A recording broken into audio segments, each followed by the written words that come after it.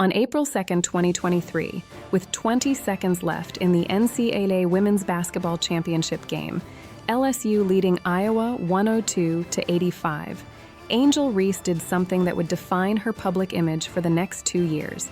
She walked toward Caitlin Clark, made the "you can't see me" gesture popularized by WWE wrestler John Cena, and pointed to her ring finger.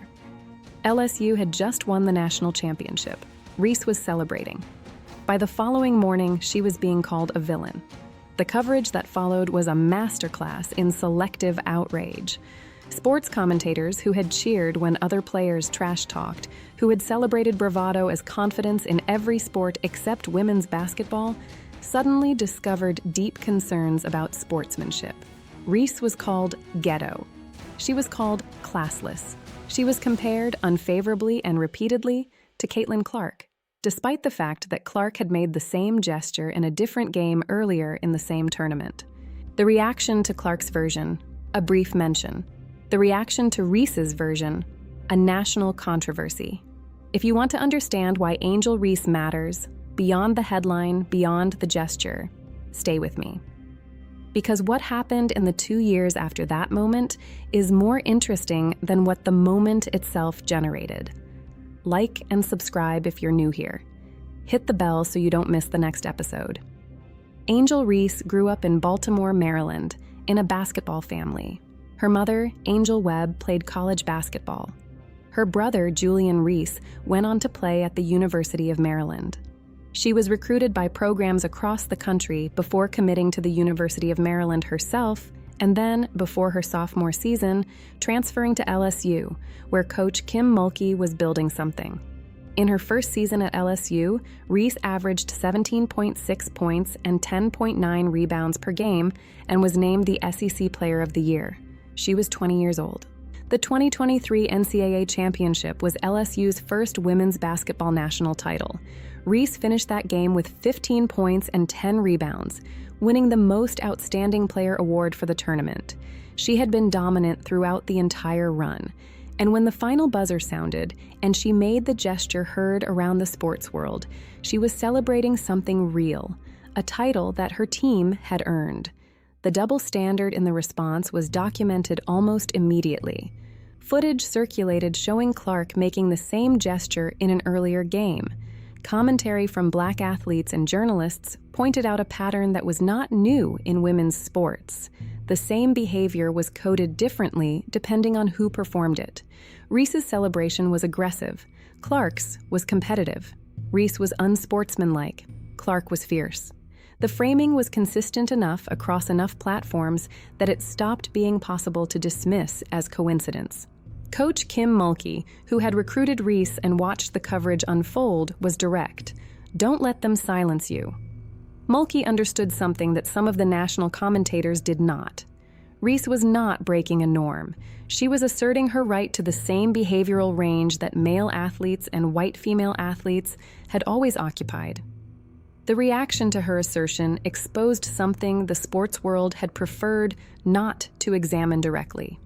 Reese competed in the WNBA Development League and prepared for the professional draft over the following year. She was selected 7th overall by the Chicago Sky in the 2024 WNBA draft.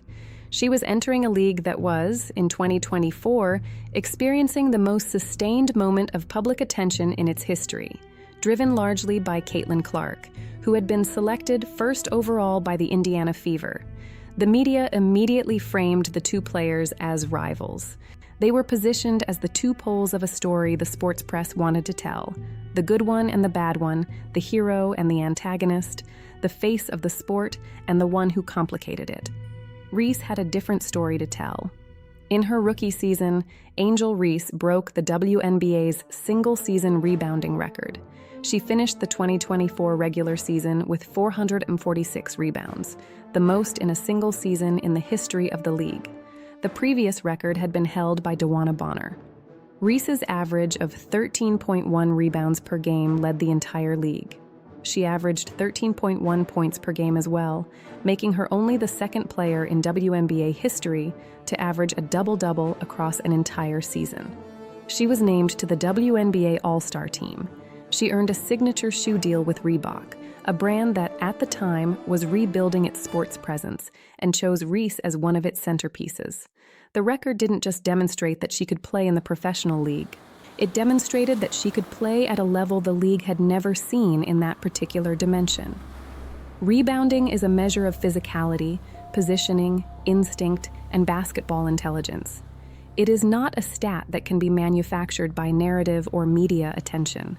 You either get the ball or you don't. In 2024, nobody got the ball more than Angel Reese. The conversation did not disappear. The rivalry framing persisted. The games between the Sky and the Fever drew some of the highest ratings in WNBA history. When Reese and Clark shared the floor, the broadcast coverage treated it as a collision between the two poles of the league's 2024 story. And Reese did not shy away from that framing.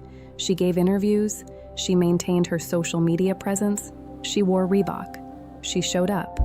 She said in an interview with ESPN something that cut to the center of what was actually happening. People watch WNBA for me too, not just one person. That statement was not false. It was not arrogance. It was an athlete pointing out a factual error in the way the media had constructed the year's narrative. The WNBA's historic 2024 viewership numbers were driven by multiple factors. Clark was clearly one of them. But the rivalry, the storylines, and the personalities of multiple players contributed to what the league became that season. Erasing Reese from that story, or reducing her to a supporting antagonist in Clark's narrative, was not just unfair to Reese. It was an inaccurate account of what had actually happened, what Angel Reese represents, beyond what she brought to the glass.